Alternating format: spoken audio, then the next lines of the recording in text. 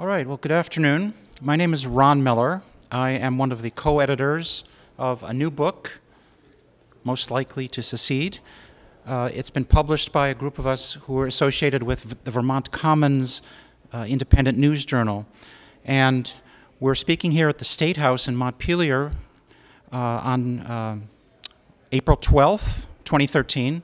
The governor has declared this the Pursuit of Happiness Day, partially in honor of Thomas Jefferson, whose birthday is tomorrow. And we chose this day to talk about our book because our ideas in the book are very Jeffersonian. They're rooted in Thomas Jefferson's vision of a localized participatory democracy where institutions are not overgrown, are not overbearing, and where average people have a say in the affairs of their society. For Jefferson, government as well as commercial institutions that grew too large and too distant from people's everyday lives were dangerous to democracy.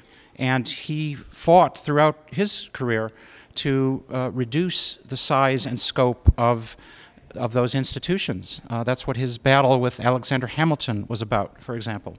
So in today's society, it's likely that Jefferson would not even recognize the country that he helped create. And the pursuit of happiness now goes through huge institutions that control most aspects of our lives. And so our book is about the possibility of reclaiming local autonomy, regional autonomy, a sense of community, and that has many, many aspects. It includes governance, it includes economic institutions, educational institutions, the media, food systems, how we produce energy.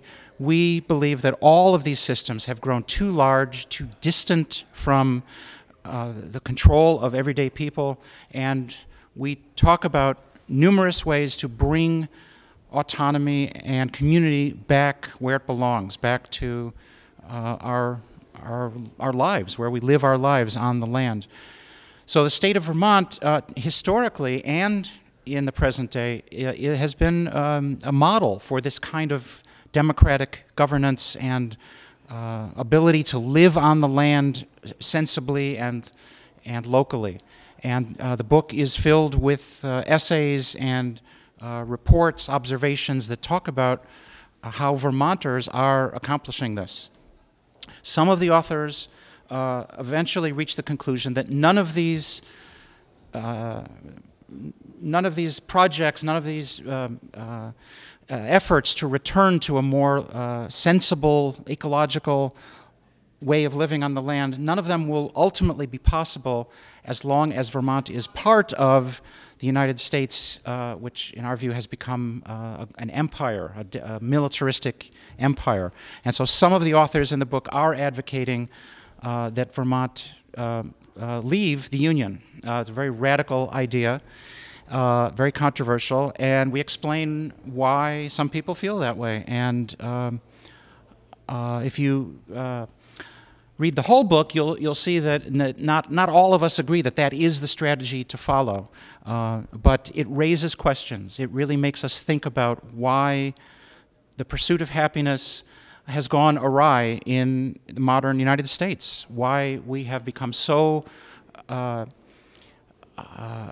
removed from our local communities and a sense of participatory democracy. And so that's what we're advocating in Most Likely to Secede.